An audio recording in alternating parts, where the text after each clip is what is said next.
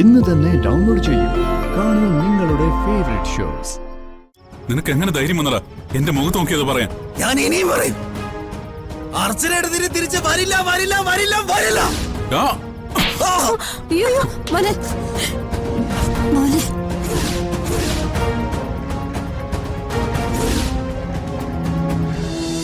എടി കുഞ്ഞെ, ഇത്ര നേരം ആ മുറി മുഴുവൻ അടിച്ചു പിറക്കി നോക്കിയിട്ട് കണ്ടില്ലല്ലോ. പിന്നെ ആ മുദ്രം വേറെ എവിടെ പോവാനാ? എവിടെ പോയാലും വേണ്ടില്ല, ഞാൻ എടുത്തിട്ടില്ല പറഞ്ഞ എടുത്തിട്ടില്ല. എടാ, നിനക്ക് സത്യം പറഞ്ഞ എന്താ കുഴപ്പം? കള്ളു കുടിക്കാൻ കാശില്ലാതെ വന്നപ്പോ നീ അത് എടുത്തോണ്ട് പോയി വിറ്റു. ഇപ്പൊ ഞങ്ങൾ എല്ലാരും കാര്യം പറഞ്ഞപ്പോ അത് സമ്മതിക്കാൻ നിനക്ക് മടി. വേണ്ടി പോരുത്.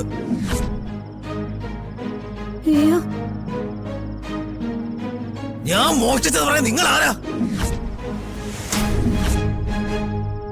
നിങ്ങൾ കണ്ടോ ഞാൻ മോഷ്ടിക്കുന്നത്?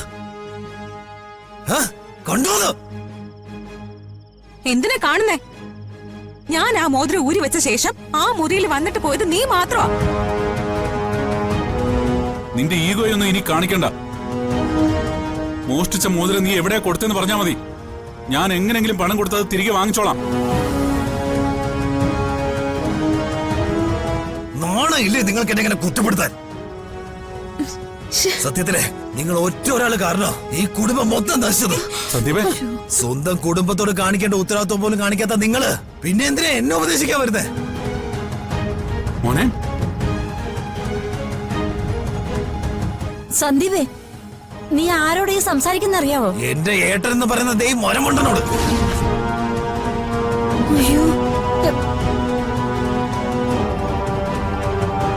അർച്ചനയുടെ തിരക്കി ഈ ലോകം മുഴുവൻ നടക്കുന്ന സമയം കൊണ്ട് നിങ്ങൾക്ക് ഈ കേസ് നല്ലപോലെ നടത്തി എല്ലാം നഷ്ടപ്പെട്ട സ്വത്തുക്കളും തിരിച്ചു പിടിക്കാറുന്നില്ലേ?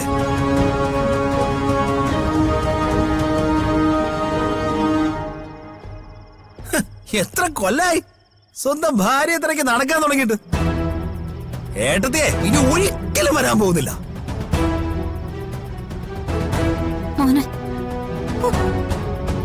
നീ എന്താ പറഞ്ഞേ? എന്റെ അർച്ചന തിരിച്ചു വരില്ലെന്നോ? നിനക്ക് എങ്ങനെ ധൈര്യം വന്നടാ എന്റെ മുഖത്ത് നോക്കിയത് പറയാൻ? ഞാൻ ഇനിയും പറയും, അർച്ചനയുടെ തിരിച്ച് വരില്ല വരില്ല വരില്ല വരില്ല.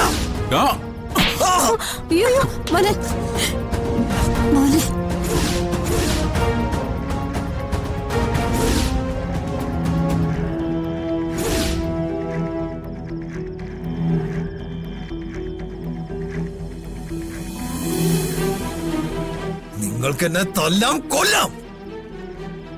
പക്ഷേ പറയാനുള്ള സത്യം ഞാൻ വിളിച്ചു പറയും.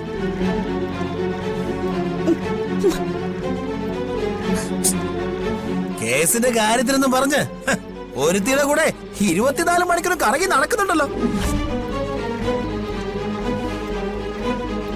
ആ വക്കീല് നിങ്ങളും തമ്മിലേ എന്താ ബന്ധം?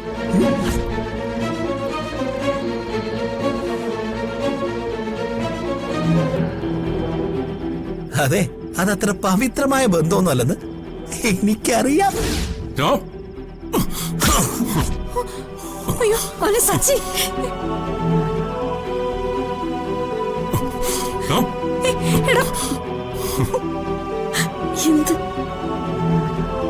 ഇനി എന്നെ തൊട്ടുപോരുത്. സത്യം പറഞ്ഞ കേൾക്കുമ്പോഴേ നിങ്ങൾക്ക് പൊള്ളുന്നുണ്ടല്ലേ? ഞാൻ കള്ളു കുടിച്ചതും എന്റെ മോൾക്ക് ഉടുപ്പ് വാങ്ങിയതൊന്നും നിങ്ങളുടെ ആരുടെയും പണം കൊണ്ടല്ല. പിന്നെ മോതിരം മോഷ്ടിച്ച കുറ്റം എന്റെ തലയിൽ ആരും കെട്ടിവെക്കാൻ നോക്കണ്ട. മോതിരം നഷ്ടപ്പെട്ടെങ്കിലേ അതിന് ഉത്തരവാദി നിങ്ങളെല്ലാം തന്നെ ആയിരിക്കും. എന്റെ ഭാര്യയുടെ മോതിരം മോഷ്ടിക്കേണ്ട ഗതികേടൊന്നും എനിക്കില്ല.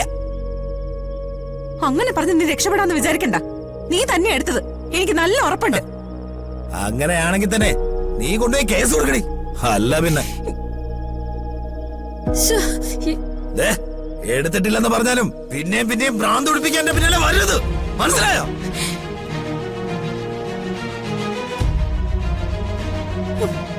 ആരെയും അമ്മൂമ്മയുടെ മോതിരം.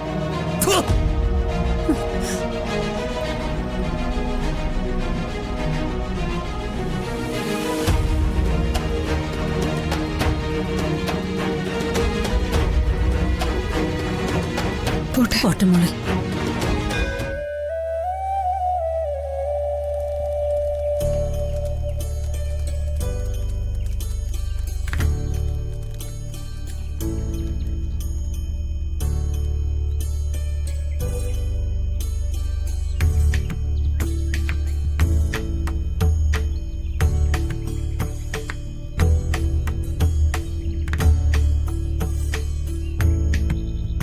ആ മോളിവിടെ സ്ഥിരമായിട്ട് വരാറുണ്ടോ? അല്ല, ഞാനങ്ങനെ എപ്പോഴും വരാറില്ല.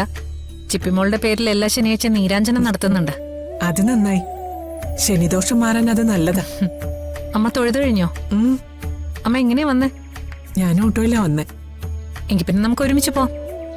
പോകുന്ന വഴിക്ക് ഞാൻ അമ്മ വീട്ടിൽ വിടാം. മോൾക്ക് അതൊക്കെ ബുദ്ധിമുട്ടാവും. ഏയ്, എന്ത് ബുദ്ധിമുട്ട്? വാ. അമ്മയെ കാണുന്നതും സംസാരിക്കുന്നതും എനിക്ക് വളരെ സന്തോഷമുള്ള കാര്യ. അന്ന് സമൃദ്ധയെ കാണാൻ വന്നപ്പോഴും അമ്മയുടെ അധികം ഒന്നും സംസാരിക്കാൻ പറ്റില്ലല്ലോ. വാ അമ്മ വാ.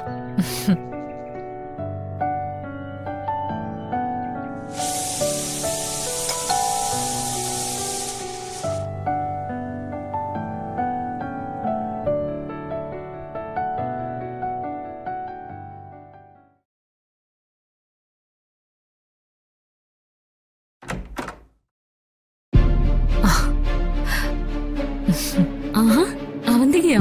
വാ. ഉം.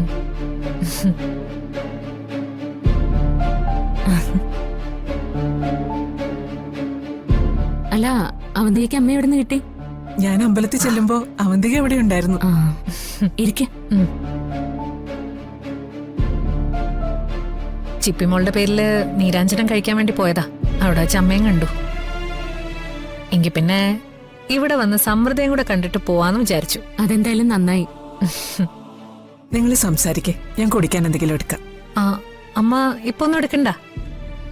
ചിപ്പിമോള് സ്കൂളിൽ പോയല്ലോ അല്ലേ? ആ, പോയി. ചിപ്പിമോക്ക് സമൃദ്ധാന്റി എന്ന് പറഞ്ഞ 100 ജീവനാ. സമൃദ്ധയ്ക്ക് അങ്ങനെ തന്നെയാ.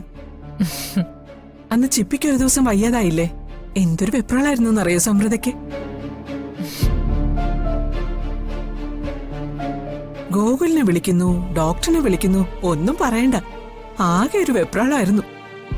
ഗോകുലിനെ വിളിച്ച് ഡോക്ടറിനെയും കൂട്ടി മോളുടെ അടുത്ത് പോയി വന്നിട്ടും സമൃദ്ധയുടെ ടെൻഷൻ വെപ്രാളൊന്നും മാറിയില്ല. അത് പിന്നെ ചിപ്പിമോൾക്ക് അത്രയ്ക്ക് വയ്യാഞ്ഞിട്ടല്ലേ?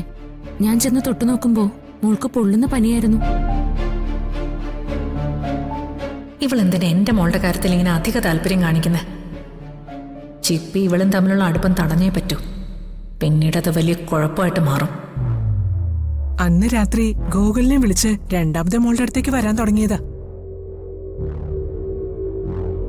ഒടുവിൽ ഒരു വിധത്തിലാ ഞങ്ങളെല്ലാം കൂടി സമാധാനിപ്പിച്ചത്.